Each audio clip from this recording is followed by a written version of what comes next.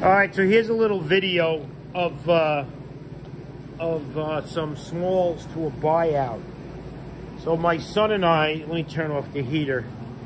My son and I went to Pennsylvania, New Jersey last weekend to a couple of buyouts.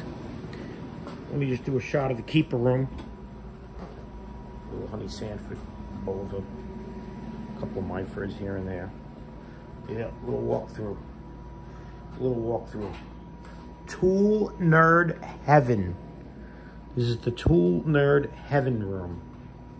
Yep, little walkthrough of the Honey Keepers. So I did a buyout in New Jersey for a Hardinge mill with a Bridgeport M-head, and I also look at the Derbyshire. Oh, two of them. The other one's under there somewhere, but that's an 8-inch South Bend. Here's my 10K. Yep, Kennedy boxes. All full up, you name it. Yep. I love nothing more than doing a buyout than going through all the smalls and like seeing what the person has done, the guy has done over years, the machinist, all of his work, his little tools and his specialty items and all of that nonsense. Here's the box for the Myfords. This is just Myford stuff, basically, stuff that's been had with Myfords. And then what I do is I buy, I sort, and I sell and keep. So that's my deal. I buy, do a buyout, buy a whole basement, buy a whole shop or whatever. I sort everything out, brooches. Just got to get a big arbor press for that. And then what I do is I sift through everything. I keep most of it. Not that I need any of it, but I just like it. You know, like how much do you need, you know? How much do you need? Cutting bits. Anyway, so boring bars. You know, the plan is to retire someday, go somewhere and have all my stuff in one place to restore everything and clean everything and organize everything and then start making things and doing whatever. But the fact is, my do-all is like the only machine I ever start up. You know, when I need to make something or do something or fix something, I go to my little, bigger 13-inch do-all. So anyway, as far as these buyouts go, right, I sort, this is the Honey stuff that I really want to keep.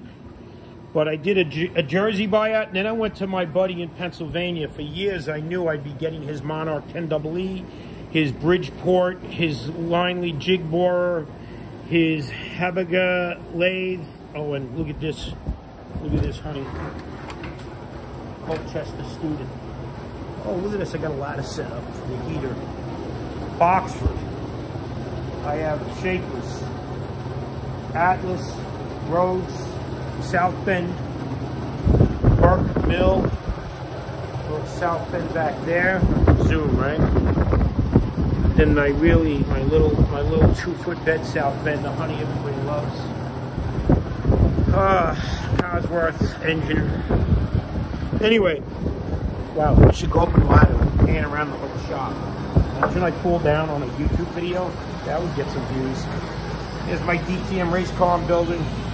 Here's my metalworking shop up on the lift. When I need it, I drop it and I work and I put it back. Workbench. More stuff. Yes. I do have a problem. I'm not proud of it, but it could be worse. It could be drugs. Instead, I like things. Metalworking things. Things that burn gasoline. Things that are cool. So, and of course, who can forget the vices? This is only one of 2 carts I have like this. But I meet a lot of people into what I'm into. And I got to tell you, there are some of them I just can't stand. Like I put an ad up, and there'll be a South Bend lathe with a steady rest and a taper attachment and everything else on it in the background. and they'll ask, and they'll never call the South Bend because they know that raises the price. They always play stupid, like I'm a dumbass, and I don't know what I have for sale. Hey, how much for that old lathe, that old dirty lathe in the back? And I just respond, oh, that very sought-after, loaded up South Bend 10K with every option. That's worth a lot of money? Question mark? No response.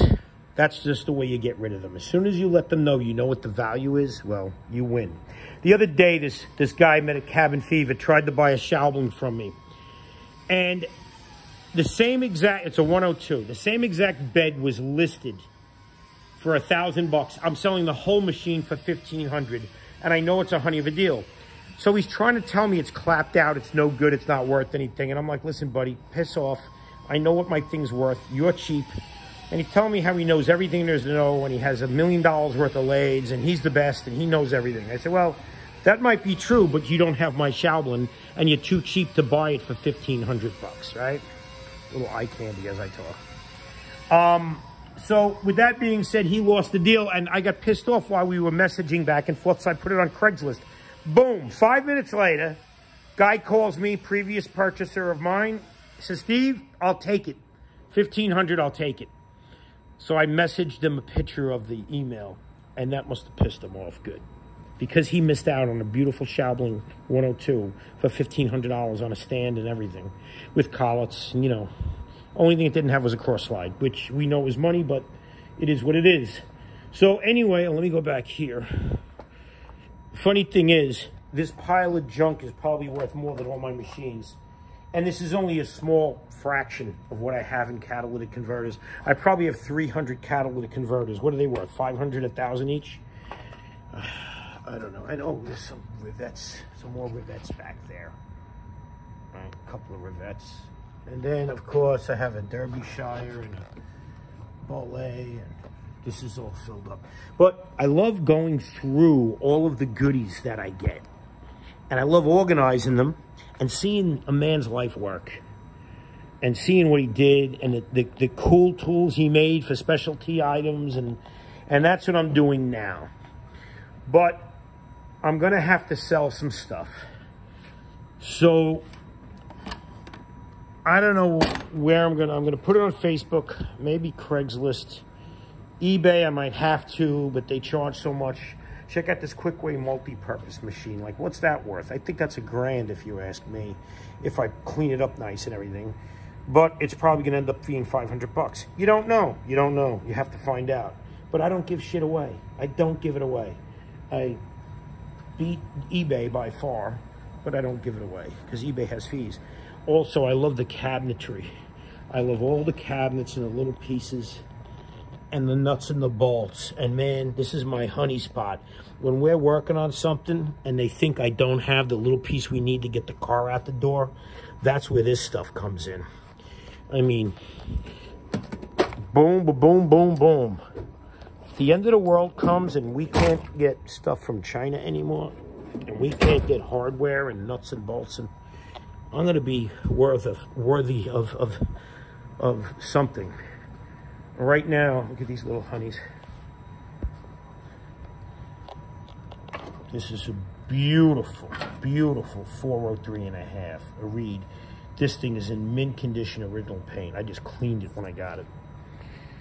This was a dog. I'm still trying to restore it. I got it off of eBay. It was red. It looked horrible, but I like the little base. That's coming along, but whatever. So here I am. Here's what I'm doing. This is for tool nerds. I know a bunch of my listeners are not into the tools because they only know how to click-clack on the phone and can't use their hands to save their life, but many of you can will appreciate this. Get ready. Next video, I'm going to showcase what I'm selling.